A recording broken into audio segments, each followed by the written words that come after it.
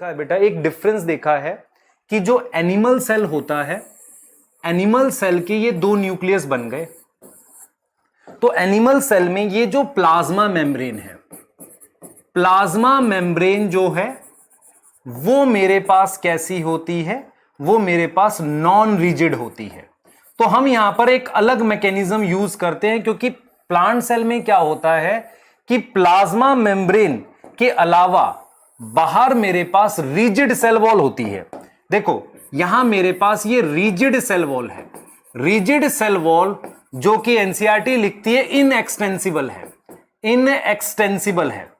समझ रहे हो मेरी बात, मैं क्या कह रहा हूं, इनएक्सटेंसिबल है। तो मेरे पास हम क्या करते हैं, और ये प्लाज्मा मेम्ब्रेन है और ये फाइनली दो न्यूक्लियस बन गए। तो हम यहां पर आपको क्या बता रहे हैं समझना, हम यहां क्या बता रहे हैं कि एनिमल में जो साइटोकाइनेसिस हो रही है उसमें प्लाज्मा मेम्ब्रेन जो है, प्लाज्मा मेम्ब्रेन जो है वो नॉन रिजिड है, तो एक अलग मैकेनिज्म यूज होगा। प्लांट में क्योंकि सेल वॉल होती है, हम सेम मैकेनिज्म एनिमल वाला यूज नहीं कर सकते। दूसरी चीज क्या होता है बेटा, दूसरी चीज क्या होता है, प्लांट में जब हम साइटोकाइनेसिस करते हैं वो इनर टू आउटर करते हैं। उसमें क्या होता है कि ये जो सेल वॉल, ये जो चीज, ये तो दो सेल बनेंगे इसमें, देखो इसमें हम साइटोकाइनेसिस इस तरीके से करेंगे कि दोनों सेल अलग हो जाते हैं फाइनली, यहां पर वो जुड़े रहते हैं और उसके बीच में कनेक्शन बनता है प्लाज्मोडेस्मेटा। तो प्लांट सेल में जो साइटोकाइनेसिस करते हैं उनमें ये दोनों सेल जो डॉटर सेल बनते हैं वो जुड़े रहते हैं।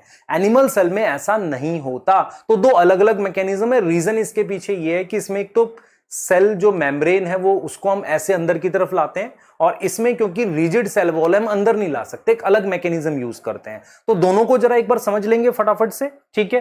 देखो दोनों को हम कैसे समझ रहे हैं। सबसे पहले हमने लिखा एनिमल साइटोकाइनेसिस। एनिमल साइटोकाइनेसिस को समझने के लिए मैंने ये सेल बना दिया, ठीक है, दिस इज सेल, है ना, ये सेल है बेटा, और इसमें मेरे पास ये प्लाज्मा मेम्ब्रेन है, प्लाज्मा मेम्ब्रेन है, और ये आपके पास क्या है, ये इस तरीके से दो न्यूक्लियस है, ये न्यूक्लियस है मेरे पास, ठीक है। अब क्या होता है एनिमल सेल में, इस तरीके से, ध्यान सुनेंगे बेटा, इस तरीके से फरो बनती है अंदर की तरफ। अगर आप ध्यान से देखें आउटर टू इनर हो रहा है, outer to inner plasma membrane, plasma membrane क्या करती है, इनवेजिनेट करती, इनवेजिनेशन होता है अंदर की तरफ, ठीक है, एक तरह का फरो बनता है, और वो जो फरो है वो धीरे धीरे गहरा होता जाता है, डीपन्स होता जाता है, ठीक है, अंदर की तरफ ऐसे, और फाइनली मेरे पास वो फरो इसको दो सेल में ऐसे डिवाइड करता है। तो इसको फरो और क्लीवेज मेथड कहते हैं। तो आपको ये समझना है, इसके लिए बेटा हम लोग अगर चाहें तो आपको माइक्रोफिलामेंट का रोल लिख सकते हैं, एक्स्ट्रा बुक्स में लिखा हुआ है, या मिड बॉडी करके एक स्ट्रक्चर होता है, वो सब आता नहीं है नीट में। तो आपको सिर्फ इतना याद रखना है कि एक इनवेजिनेशन बनती है, ठीक है, और वो धीरे धीरे गहरी होती जाती है, और फाइनली वो सेंटर में आके मिलती है। तो इस तरह की साइटोकाइनेसिस को कई बार हम क्या बोल देते हैं, सेंट्रीपीटल। सेंट्रीपीटल जो होता है आउटर टू इनर होता है, सेंट्रीपीटल साइटोकाइनेसिस। और कई बार बेटा बच्चों को ऐसा लगता है ये सिर्फ एनिमल सेल में होती है, हाँ डेफिनेटली, लेकिन कुछ ऐसे प्लांट सेल जो डिवाइड करके दो अलग अलग सेल बना लेते हैं, लाइक जूस्पोर, क्लोमाइडोमोनास जूस्पोर बनाता है तो सेल जुड़े तो नहीं रहते, उनके अंदर ये साइटोकाइनेसिस होती है। क्लियर हो गई बात। तो इसे हमने क्या बोल दिया, एनिमल साइटोकाइनेसिस बोल दिया।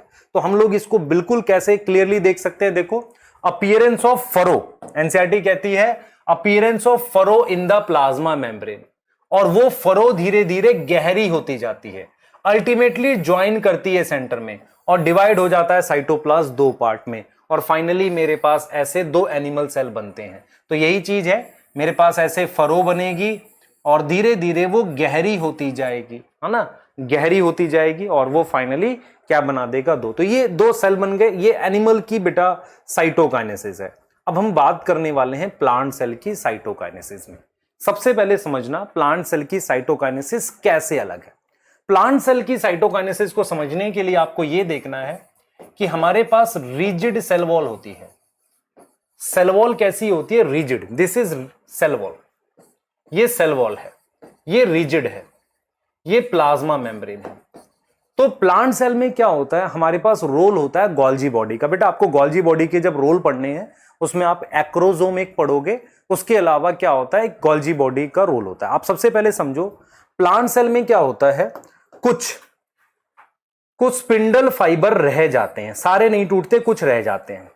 गोल्जी बॉडी वेसिकल्स बनाकर कुछ केमिकल डिपॉजिट करती है इनर टू आउटर। मैं रिपीट करूंगा, गोल्जी बॉडी अंदर से बाहर की तरफ, देखो इस चीज को समझे ध्यान से, ये जो स्पिंडल फाइबर कुछ रह गए ये एक बेस देते हैं कि यहां मैं वेसिकल इकट्ठा कर सकूं। ये जो स्पिंडल फाइबर रह गए ये एक प्रकार का बेस प्रोवाइड करते हैं जहां पर क्या कर सकती है, गोल्जी बॉडी आके वेसिकल डिपॉजिट करेगी। हमें क्या करना है बेटा, हमें सबसे पहले एक पतली सी लेयर बनानी है, एक लेयर बनानी है जिसे हम मिडल लैमेला कहते हैं। मिडल लैमेला बनाने के लिए केमिकल चाहिए कैल्शियम पैक्टेट। वो केमिकल सेंटर में कौन लेकर आता है, गोल्जी बॉडी के वेसिकल। तो गोल्जी बॉडी के वेसिकल यहां पर इकट्ठा करते हैं केमिकल, और वो केमिकल इनर टू आउटर की तरफ करते हैं, और सबसे पहले वो एक लेयर बना लेते हैं जिसको हम नाम देते हैं मिडल लैमेला। तो ये मिडल लैमेला कैसे बनी है, मैं लिख रहा हूं यहां पर बेटा, ये मिडल लैमेला कैसे बनी है, इनर टू आउटर।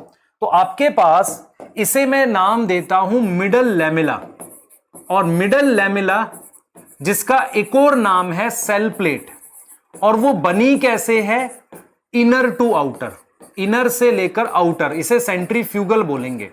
इनर से आउटर मेरे पास मिडल लैमेला बनी है। तो आप देख पाएंगे बेटा, मैं लिख रहा हूं इस पॉइंट को, मैं लिख रहा हूं कि मेरे पास क्या होता है कि सम स्पिंडल फाइबर रह जाते हैं, सम स्पिंडल फाइबर रिमेन, जिसको हम क्या नाम देते हैं, कुछ स्पिंडल फाइबर रह गए, है ना, रह गए, उसको हम नाम देते हैं फ्रेगमोप्लास्ट। फ्रेगमोप्लास्ट का नाम देते हैं। तो हमने कहा कि कुछ स्पिंडल फाइबर रह गए जिसको हमने नाम दे दिया फ्रेगमोप्लास्ट। फ्रेगमोप्लास्ट के बाद समझे ध्यान से, कुछ स्पिंडल फाइबर रह गए जिसको हमने क्या नाम दे दिया बेटा, फ्रेगमोप्लास्ट नाम दे दिया। तो जब फ्रेगमोप्लास्ट हमारे पास है सम स्पिंडल, तो फ्रेगमोप्लास्ट स्पिंडल फाइबर। उसके बाद क्या हुआ, गोल्जी बॉडी के जो वेसिकल्स हैं वो क्या करेंगे, कैल्शियम पैक्टेट डिपॉजिट करेंगे, और वो कहां करेंगे, इनर टू आउटर। कैसे, inner to outer chemical deposit कर रहे हैं। उससे हमारे पास सेल प्लेट और मिडल लैमेला बनती है। उसके बाद सेल वॉल बनती है, and then finally plasma membrane. तो आप देख पाएंगे सबसे पहले ये मिडल लैमेला बनाएंगे हम ऐसे। तो फाइनली मैंने ये मिडल लैमेला बना ली। मिडल लैमेला के बनाने के बाद मेरे पास सेल वॉल बनेगी ऐसे दोनों तरफ, ठीक है, और फिर फाइनली मेरे पास क्या बनेगी, प्लाज्मा मेम्ब्रेन। आप देख सकते हो लेयर्स।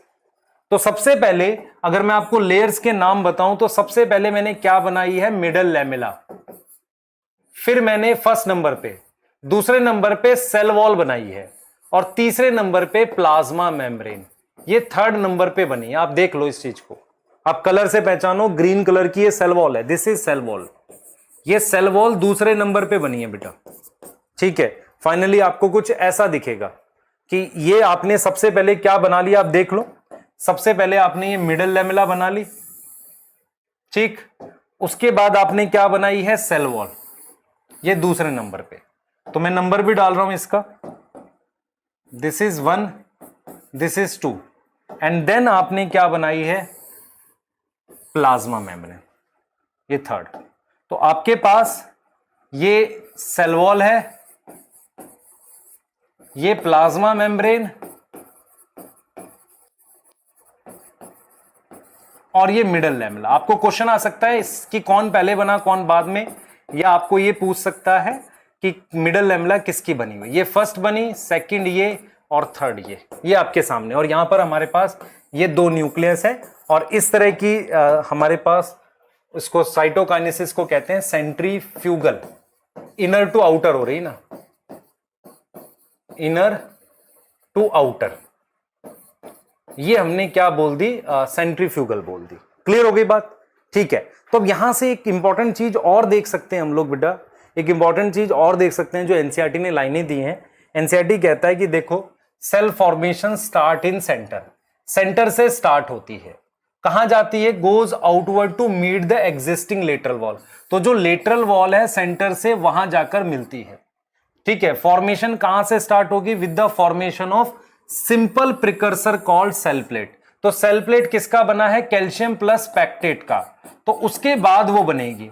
ठीक है। उसके बाद हमारे पास सेल वॉल बन जाएंगी और फाइनली जो ऑर्गेनल्स हैं उनको हम हाफ बांट लेंगे। जो भी ऑर्गेनल्स होंगी वो दोनों सेल में उनका बंटवारा हो जाता है। ये चीज आपको समझ आनी चाहिए। तो ये मेरे पास क्या है बेटा, सेल वॉल फॉर्मेशन आप देख सकते हैं कि इस तरीके से ये वेसिकल्स आपको दिख रहे हैं। ठीक है, ये वेसिकल्स हैं, यहां पर आप देख पा रहे हो, ये वेसिकल्स हैं। फिर ये सेल प्लेट बन गई और फाइनली मेरे पास सेल प्लेट बनने के बाद फाइनली मेरे पास ये दो सेल बन गए, है ना। फाइनली मेरे पास ऐसे डिवाइड करके ये दो सेल बन गए। क्लियर हो गई बात? ठीक है। तो ये आपके सामने पूरा प्रोसेस है जो आपको समझ आना चाहिए। उसके बाद हम लोग बात कर रहे हैं सिग्निफिकेंस ऑफ माइटोसिस की, माइटोसिस के सिग्निफिकेंस की बात कर रहे हैं। तो सबसे पहले क्या है मेरे पास, लोकेशन ऑफ माइटोसिस की हम बात करेंगे। देखो माइटोसिस कहां हो सकती है, आपकी एनसीईआरटी क्या बताती है उसको हम देख रहे हैं। देखो माइटोसिस कहां हो सकती है, प्लांट सेल में जो मेरिस्टेमेटिक रीजन है, एक एपिकल मेरिस्टेम है, एक इंटरकैलरी और लेटरल मेरिस्टेम। तो प्लांट सेल में हमारे पास apical, intercalary, lateral meristem, meristematic reason.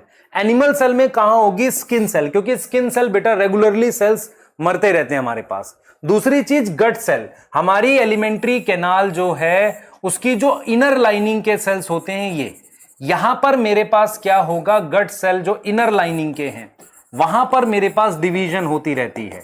जैसे आपके जो चीक सेल्स हैं उनमें भी मेरे पास डिवीजन होती रहती है। और ब्लड सेल्स क्योंकि उनका एक फिक्स टाइम होता है, उसके बाद वो रिप्लेस होते रहते हैं। तो कहीं ना कहीं अगर मैं पूछूं, ये लोकेशंस एनसीईआरटी ने प्लांट सेल के लिए लिखी है और ये एनिमल सेल के लिए लिखी है। जहां पर माइटोसिस की रियल सिग्निफिकेंस बताऊं तो सबसे पहले मेरे पास सेल का ग्रोथ कराना, और मैं कह सकता हूं एक तरीके से रिपेयर में काम करना। अगर मुझे मान लो ग्रोथ कराना है किसी ऑर्गेनिज्म का या सेल का, या रिपेयर कराना है, तो माइटोसिस होती है। एक बहुत इंपॉर्टेंट रीजन है जिसे हम कहते हैं कि सेल डिवाइड क्यों करता है, न्यूक्लियस अपॉन साइटोप्लाज्मिक रेशियो को कांस्टेंट रखने के लिए। देखो आप मान लो एक न्यूक्लियस का वॉल्यूम है और एक वॉल्यूम है साइटोप्लाज्म का। इन दोनों के वॉल्यूम, जैसे मान लो मैं यहां पर न्यूक्लियस का वॉल्यूम, मान लो न्यूक्लियस है, इसका वॉल्यूम मैं ए रख रहा हूं, इसका वॉल्यूम मैं जो साइटोप्लाज्म है इसका वॉल्यूम बी रख रहा हूं। तो यहां जो ए और बी की रेशियो है, जब यहां पर ग्रोथ होती है, आप देखो ध्यान से, तो साइटोप्लाज्म बढ़ गया है। साइटोप्लाज्म बढ़ने से मान लेते हैं ये ए बाई बी की रेशियो डिक्रीज हो गई ना, दोनों का क्या हो गया, रेशियो डिक्रीज हो गया। क्यों डिक्रीज हो गया आप देख पा रहे हो। तो आपको यह समझ में आना चाहिए कि सेल डिवाइड क्यों करता है, ताकि इस रेशियो को क्या कर सके, इंक्रीज कर सके, वापसी रेस्टोर कर सके। तो जब सेल डिवाइड करेगा तो मेरे पास ये रेशियो मान लेते हैं, मैंने न्यूक्लियस अपॉन साइटोप्लाज्म की रेशियो मान लेते हैं 0.2 लिख दी, लेकिन ये घट के मान लो 0.1 हो गई। तो सेल डिवाइड किया तो न्यूक्लियस अपॉन साइटोप्लाज्म की रेशियो वापसी से वही आ गई। तो इसका मतलब यह होता है, आप इस चीज को समझो कि सेल इसलिए डिवाइड करता है कि एक वॉल्यूम न्यूक्लियस का होता है, एक साइटोप्लाज्म का होता है। एक्चुअल में क्या होता है, न्यूक्लियस को अपने सेल को कंट्रोल करना पड़ता है। सेल को कंट्रोल करने के लिए उसको क्या करना है, सेल को कंट्रोल करना है। तो न्यूक्लियस को सेल को कंट्रोल करना होता है, उसके लिए उसको काफी एक्टिविटी करनी है। तो वो सारी एक्टिविटी भाई न्यूक्लियस कर नहीं पाता अगर सेल बहुत बड़ा हो। तो उसको क्या करना है, ये रेशियो लो रखनी है। तो न्यूक्लियस अपॉन साइटोप्लाज्म की रेशियो को रेस्टोर करने के लिए सेल क्या करता है, डिवाइड करता है। तो एक बहुत अच्छा क्वेश्चन इसके बाद हम ले सकते हैं कि is mitosis occur only in diploid cell. इस बात का कहां आंसर है, सेल साइकिल के पेज नंबर 3 पे दे रखा है। ध्यान से सुनना, हमारे पास क्या होता है बेटा, ध्यान देना, हमारे पास क्या होता है इन एनिमल्स, ध्यान से देखना, इन एनिमल्स हमारे पास माइटोसिस जो है ना, माइटोसिस ओनली अकर इन डिप्लॉयड सेल, सिर्फ डिप्लॉयड सेल में होती है। नॉर्मल बात तो ये है, एक्सेप्ट मेरे पास क्या होता है, एक सोशल इंसेक्ट है ड्रोन। सोशल इंसेक्ट क्या है मेरे पास, ड्रोन है। ड्रोन किस में होता है बेटा, हनी बी में। वहां पर क्या होता है, एग सेल हैप्लॉइड होता है। एग सेल क्या होता है, हैप्लॉइड होता है, क्वीन से आता है। उस क्वीन से जो एग सेल आया है, उस एग सेल की हम क्या कर देते हैं, उस एग सेल की, ध्यान सुनो बेटा, हमारे पास फ्रॉम क्वीन एग सेल आया है, उस एग सेल की हम क्या कर देते हैं, माइटोसिस कर देते हैं। तो मेरे पास कुछ स्पेशल केस हैं, एक ड्रोन करके ऑर्गेनिज्म बन जाता है। हम नॉर्मली ये मानते हैं कि एनिमल में माइटोसिस सिर्फ डिप्लॉयड में होती, हैप्लॉयड में नहीं होती। लेकिन प्लांट में क्या होता है, इन प्लांट हमारे पास लाइक एल्गी, या हम बात कर सकते हैं कि हैप्लॉइड जो स्पोर होते हैं, देखो mitosis occur in both haploid and diploid, mitosis दोनों में होती है, occur in both haploid and diploid. Example बताता हूं, हैप्लॉइड एंड डिप्लॉयड एग्जांपल बताता हूं, बहुत ध्यान से देखना बेटा। जैसे मेरे पास ये चीज है, इसे स्पोर कह रहे हैं, तो स्पोर की माइटोसिस करेंगे, है ना, स्पोर की माइटोसिस कर रहे हैं। तो इन प्लांट हमारे पास mitosis occur in both haploid and diploid, तो हमने स्पोर की माइटोसिस करके गैमेटोफाइट बनाया। तो गैमेटोफाइट हमारे पास हैप्लॉइड होता है बेटा, और ये स्पोर भी हैप्लॉइड है, आप समझ रहे हैं। तो डिप्लॉयड की भी माइटोसिस होती है, हैप्लॉइड की भी। एनिमल में नॉर्मली तो लिखा हुआ है कि डिप्लॉयड की नहीं होती, होगी कहां, ड्रोन की बात कर रहा है ना, वहां पर। तो ये आपका बेटा एक माइटोसिस